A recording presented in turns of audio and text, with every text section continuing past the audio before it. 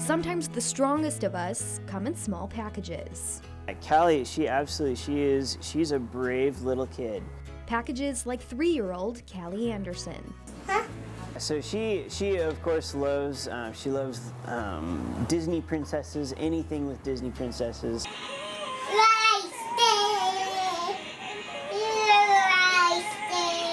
Callie, a bit of a ham, loves to sing, but most of all, to dance.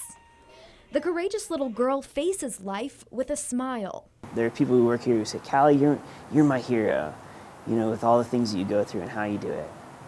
6 months ago, Callie's parents, Scott and Tabitha, noticed an unusual lump on the back of Callie's neck. No one expected the news. So Callie has a tumor called Ewing sarcoma.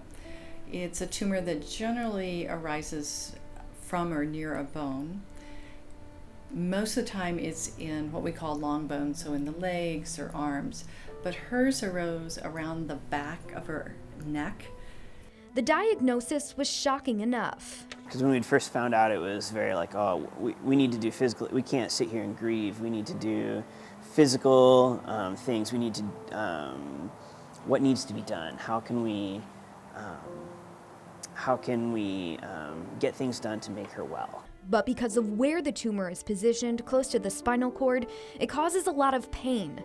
Doctors could only remove a portion. It was eroding her cervical spine bones.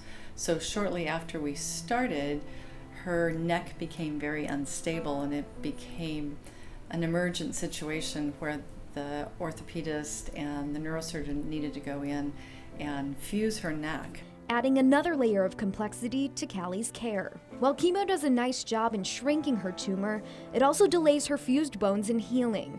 So after surgery, Callie was placed in a halo, or as she calls it, her head holder. The next few months would be a whirlwind of trips to hospitals and doctors. She's able to just kind of roll with it. She's very just go with the flow, which is very nice.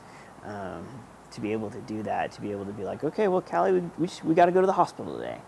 She's like, okay. The Anderson family would spend at least half their time away from home. We wake up planning to not necessarily have a plan because it could just change like that.